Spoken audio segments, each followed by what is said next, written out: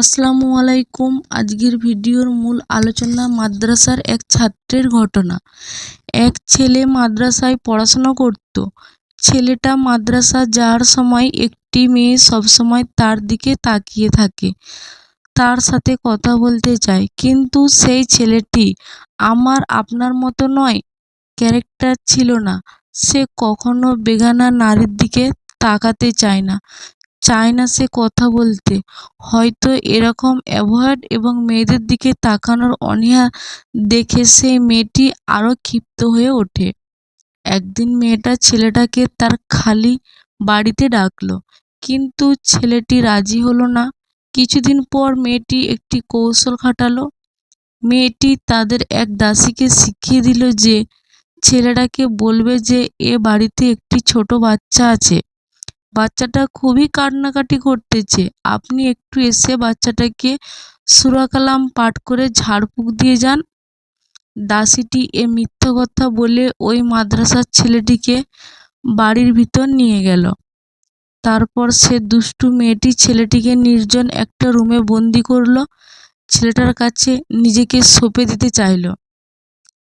আপনি এই জায়গায় হলে হয়তো বলেই বসতাম আই লাভ ইউ, কিন্তু সেই ছেলেটি চাইল না কোনো অবৈধ কিছু করতে। ছেলেটি পড়ে গেল মহা বিপদে। বুদ্ধি করে বলল, আমার একটু টয়লেটে যেতে হবে। মেয়েটি বলল, যাও, তবে দ্রুত ফিরে আসবে। ছেলেটি বাধ্য হয়ে টয়লেট থেকে নোংরা পানি দিয়ে তার পুরো শরীর মেখে নিল, যাতে তার শরীর থেকে বিশ্রী গন্ধ বের হয়। ছেলেটি টয়লেট থেকে বের হবার পর মেয়েটি তার গায়ের দুর্গন্ধের কারণে তাকে তাড়িয়ে দিল, আর ছেলেটি খুশি মনে বের হলো। গোসল করে মাদ্রাসায় গিয়ে ক্লাসে প্রবেশ করলো।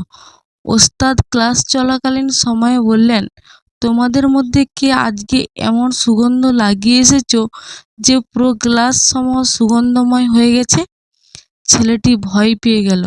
মনে মনে ভাবলো হয়তো তার গায়ে কোথাও ময়লা লেগে আছে, অথবা ভালো করে ধোয়া হয়নি, সেখান থেকে মনে হয় দুর্গন্ধ বেরোচ্ছে। সে মনে করলো ক্লাসের মধ্যে ওস্তাদ তার গায়ের দুর্গন্ধকে উপহাস করে সুগন্ধ বলছে না তো। ছেলেটা লজ্জায় মাথা নিচু করে বেঞ্চে বসে রইল। এদিকে কোনো ছাত্র জবাব না দেওয়ায় ওস্তাদ অবাক হলেন এবং পরীক্ষা করার জন্য একজন একজন করে উঠে আসতে বললেন। আশ্চর্যের বিষয়, কারো কাছে সুগন্ধ পাওয়া গেল না। অতঃপর ওস্তাদ দেখলেন একটা ছেলে ক্লাসের সর্বশেষ বেঞ্চে মাথা নিচু করে বসে আছে। ওস্তাদ ছেলেটার কাছে ডাকলেন। ছেলেটাকে কাছে আসলো।